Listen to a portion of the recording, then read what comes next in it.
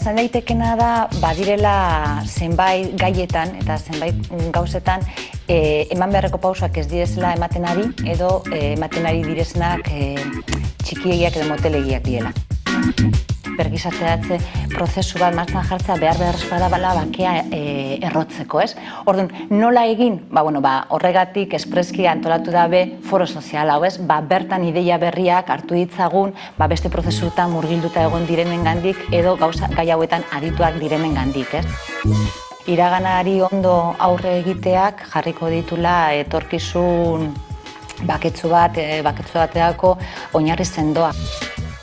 Bai alderdiek, bai erakundeek, bai eragile desberdinek foko jarri behar dutela gizartean. Gizarte honek merezi du bakea eta bake prozesu bat martxan jartzea, baina behar diren pausuak zehaztu eta barrekoak, eta gizarteak horri zor diogu, ez?